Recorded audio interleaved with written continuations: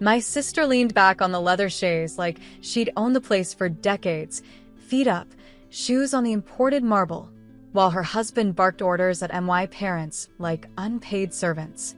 "This is my house, get out," he screamed. Mom was shaking so hard her teacup rattled in her hand. Dad's throat worked like he was swallowing glass.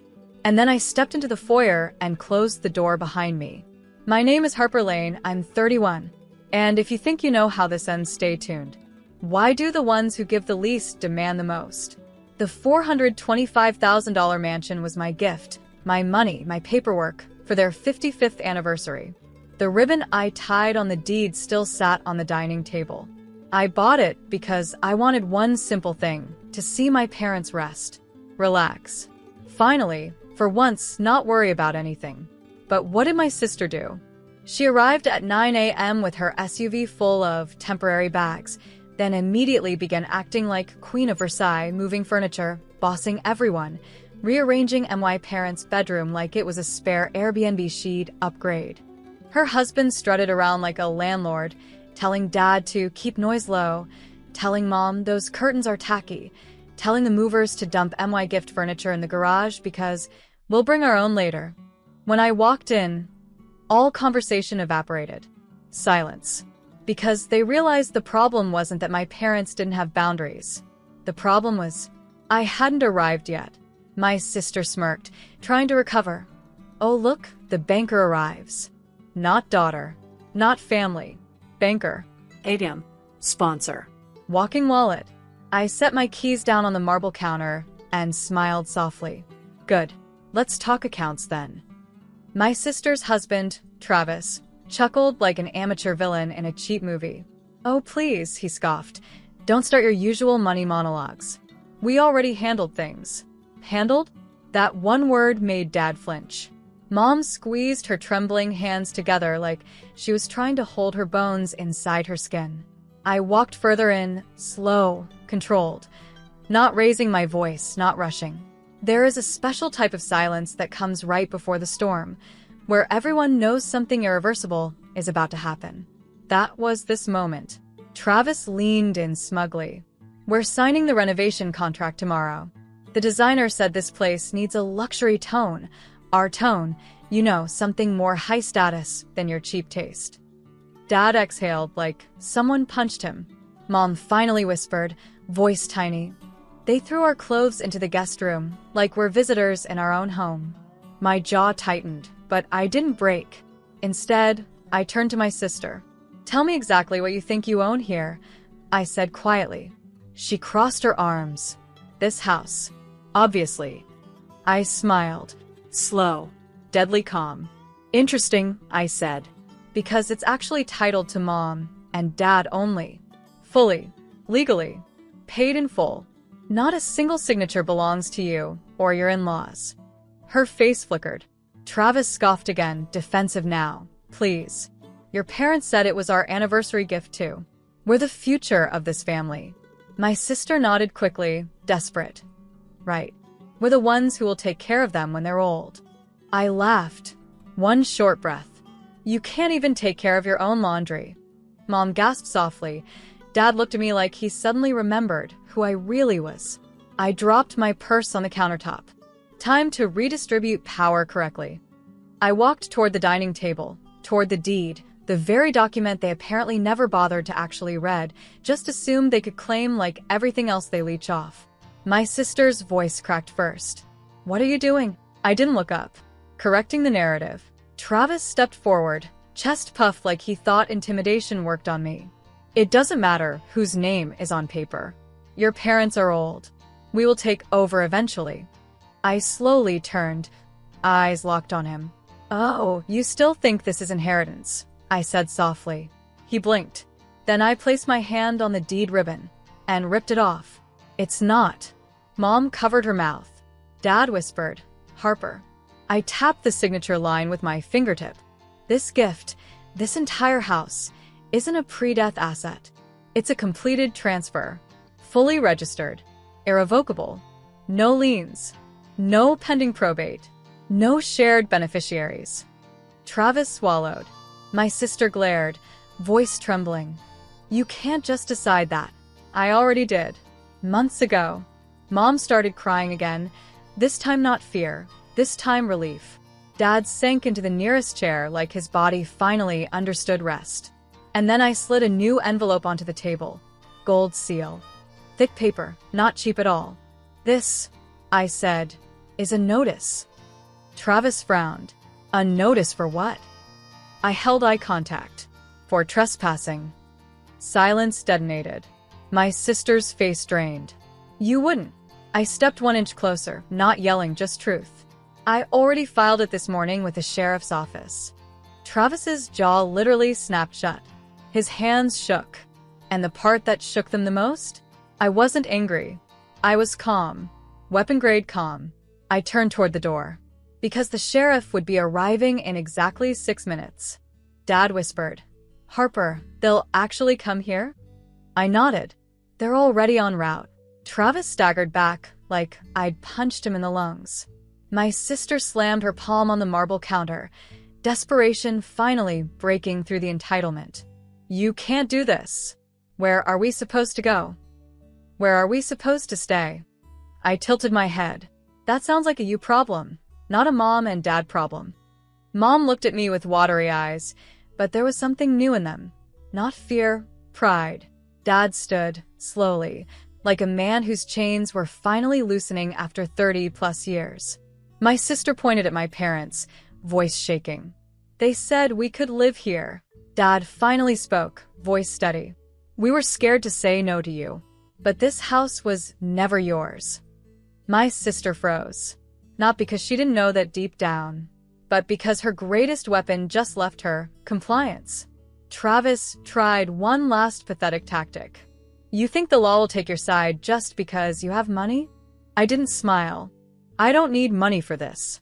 I have documentation, your voices, your texts, your threats recorded. His eyes widened. And there, I continued quietly, is the difference between confidence and illusion. Right on cue, the front gate alarm chimed. Mom inhaled sharply. Dad placed a hand gently on her shoulder, steady, protective again. Law enforcement never knocks hysterically. It's a calm knock. Authority doesn't need volume. 3 firm taps. I stepped toward the door. Travis's voice cracked behind me. Harper, wait, we can talk. I turned the knob, opened the door, and said calmly to the deputy, they're the unauthorized parties. The deputy nodded, hand on his utility belt. Understood, ma'am. The shift in the room was instant. Travis's bravado evaporated like steam on cold glass. My sister reached for him like a drowning passenger grabbing any surface that might float. The deputy stepped inside. Names, please. My sister's voice trembled so badly the vowels shook when she spoke. Travis couldn't look up at all, his chin practically glued to his chest, humiliation heavy as concrete. Mom wiped her tears, straightened her spine. Dad placed his hand over the deed like a soldier reclaiming his own flag. I didn't say a word. Not to scream. Not to justify. Not to ask for anything. Because this wasn't revenge at all. It was simply balance. The deputy read through the paperwork I'd filed that morning. A perfectly organized stack of proof of ownership, transfer confirmation, my parents' affidavit, the notice of unlawful entry. Paper beats arrogance. Every time. My sister's voice cracked. You're doing this to your own family? Dad answered before I could open my mouth. No. You did this to yourself. The deputy nodded once, firm. You too need to gather your belongings. Now. Travis tried one last pathetic line, barely audible. Harper, we didn't think you'd actually go this far. I finally looked him in the eye. You never thought I'd stop funding your delusion. My sister covered her face as the deputy guided them toward the hallway to pack. Mom slid into the armchair like her bones finally belonged somewhere safe. Dad looked at me, but this time, not like a daughter he hoped would shrink to keep peace alive. He looked at me like a daughter who finally ended a curse. The curse of always being the one who paid. The deputy walked them down the hall, and the sound of drawers slamming open, frantic, uneven, traveled back like background noise in someone else's nightmare, not mine. Mom held the teacup again, but her hands weren't shaking anymore. Dad exhaled, not a sigh of defeat, but a release. A man who finally wasn't bracing for the next humiliation.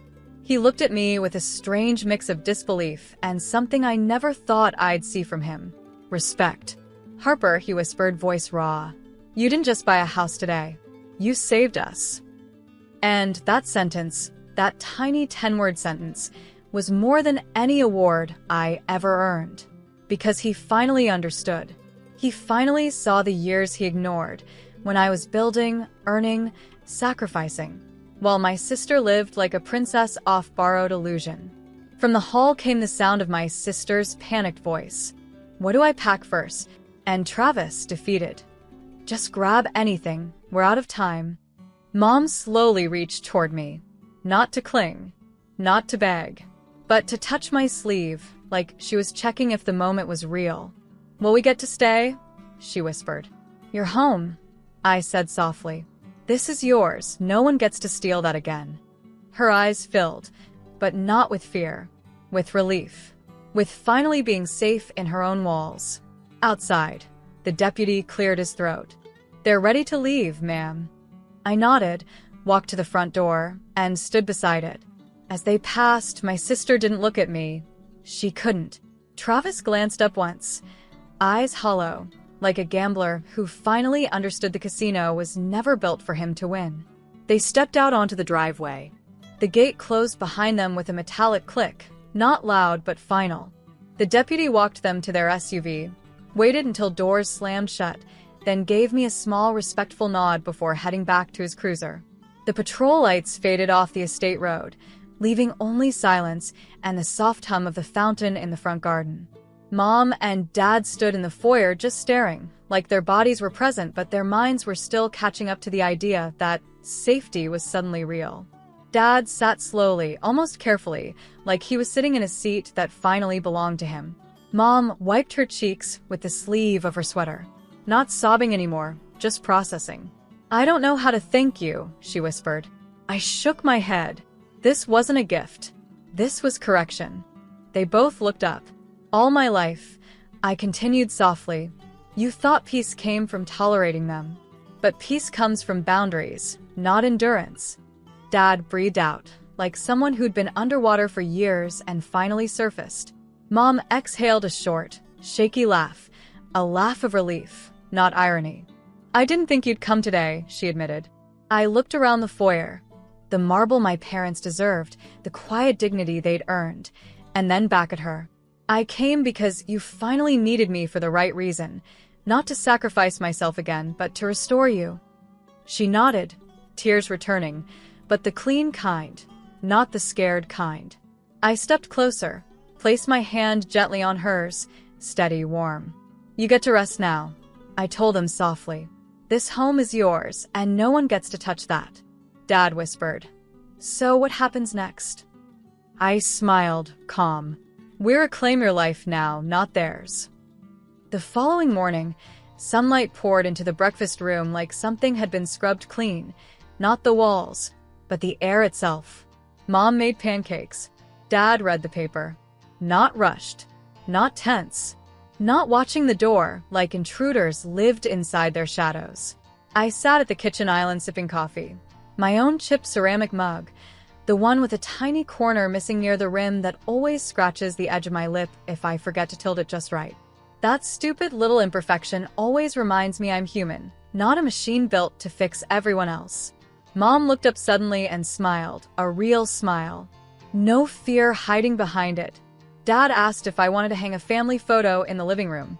Not a forced one, not a staged one, a real one. One we would take today. That's when my phone buzzed. 100 missed messages on the family group thread they created overnight. My sister. We need to talk.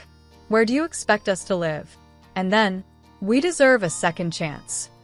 I stared at the screen for a long moment, not angry, not triumphant, just done. I typed one sentence and hit send. Start over from who you are, not who you take from. Then, I muted the thread forever. We locked the front door, not as fear, but as closure, and walked out to the garden to pick a spot for the new family photo. No tension. No competition. No begging for validation. Just three people who finally understood that love isn't measured by how much someone tolerates your disrespect, but by how much someone refuses to let you destroy them. Mom took my hand. Dad stood a little taller. Their home, truly theirs, at last.